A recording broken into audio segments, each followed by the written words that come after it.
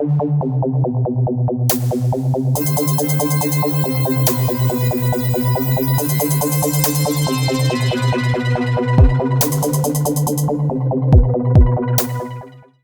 suis Madame Khadija Dramé, je représente le ministère de l'Environnement, du Développement durable et de la Transition écologique.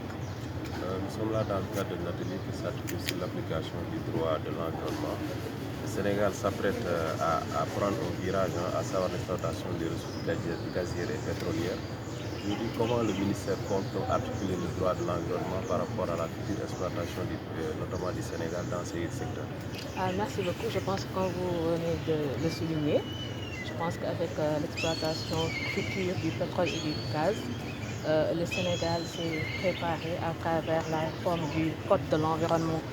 Et dans cette réforme, il y a quand même une bonne partie qui est accordée à l'encadrement de cette exploitation pétro-gazière, parce qu'on sait que c'est un secteur nouveau. Et je pense qu'on a la chance quand même que d'autres pays l'ont fait, ont quand même exploité avant nous. Et je pense qu'on s'est inspiré de ce qui se fait ailleurs, de meilleur en tout cas pour quand même s'adapter, pour qu'on ne tombe pas en tout cas sur ce qu'on appelle la malédiction du pétrole.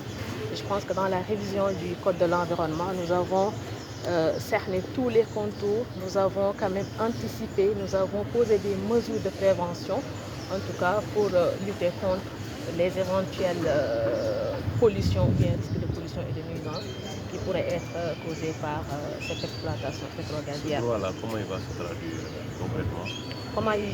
Comment il va se traduire concrètement? Il y a déjà un mécanisme de surveillance et de contrôle qui sera mis en place, parce qu'actuellement, les services du ministère de l'Environnement, en collaboration avec les autres acteurs de l'État qui sont concernés, ont commencé les missions de contrôle.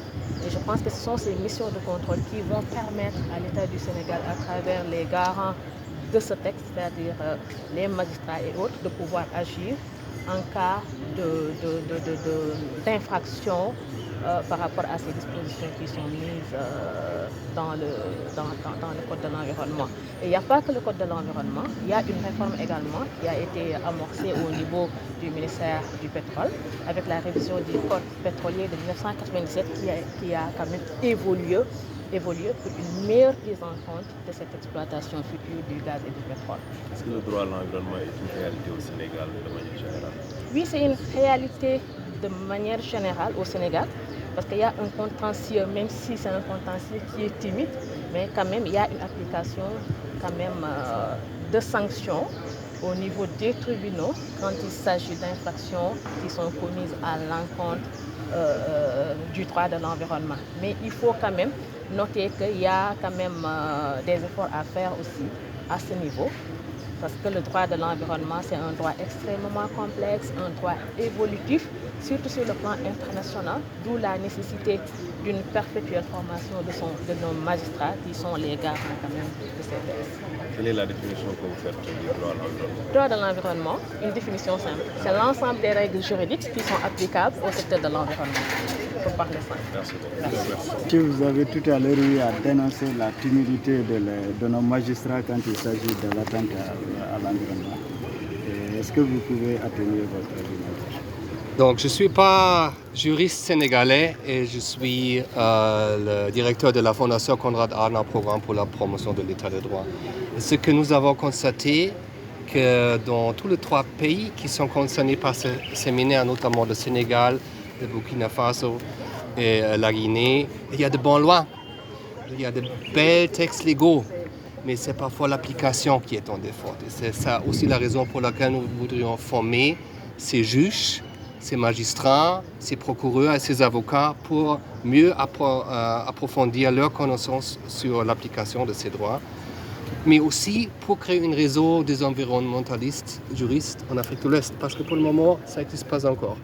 En Afrique de l'Est et même en Afrique du Sud, il y a une grande tradition de juristes environnementalistes. Et nous, avec notre partenaire Natural Justice, on va essayer pour la toute première fois de créer un tel réseau des environnementalistes juristes de l'Afrique de l'Ouest. Ils seront formés sur quelle thématique? Ça, je crois que c'est notre spécialiste qui peut vous donner des détails. Je suis Madame Dia Sarnadjeka, je suis la directrice de Natural Justice Bureau Afrique de l'Ouest et francophone. Sur quoi seront formés ces magistrats? Les acteurs de la justice ont besoin déjà de renforcer en capacité pour une bonne compréhension du droit de l'environnement. Et pour cette première session de formation, on va revenir largement sur les grands principes qui gouvernent ce droit, parce qu'il y a énormément de principes, on en a 26. Aujourd'hui, on parle même d'un 27e principe qui est le principe de non-régression, qui est en phase de finalisation. On va aussi revenir un peu sur les grandes conventions internationales, particulièrement la convention sur la biodiversité, la CBD. On va aussi revenir sur la convention sur le climat, parce qu'aujourd'hui, nul n'est censé ignorer que l'Afrique est en train de réclamer une justice climatique. Et cette justice climatique a été énoncée pour la première fois dans l'accord de Paris de 2015. Et aujourd'hui, les pertes et dommages également constituent un bon pan. Ils sont intégrés depuis l'année dernière à fond dans les négociations internationales sur le climat. Et on va beaucoup parler des réparations de ces dommages-là. Et l'une des journées qui est très importante pour nous, c'est la journée du jeudi où on va mettre l'accent sur les différents contentieux qui existent de manière classique, mais appliqués à l'environnement, que ce soit le contentieux administratif, civil, pénal, comment on peut, à travers les règles classiques, évoquer également la réglementation environnementale. Mais le contentieux n'est pas seulement juridictionnel, il n'est pas seulement devant les cours et tribunaux. Et c'est pourquoi aussi on va mettre l'accent sur les modes alternatifs de règlement des différends, dont les plus importants restent bien sûr la médiation et l'arbitrage dans le domaine de l'environnement. Donc globalement, voilà un peu les thématiques sur lesquelles on va échanger. Ce n'est pas une formation, disons, on va échanger. On a des facilitateurs qui vont apporter l'expertise environnementale. On a des magistrats et des avocats qui sont habitués à rendre des décisions de justice avec des règles et procédures classiques. Et on va voir sur cette base-là comment on arrivera à vraiment pousser en avant le contentieux environnemental. On a combien de participants?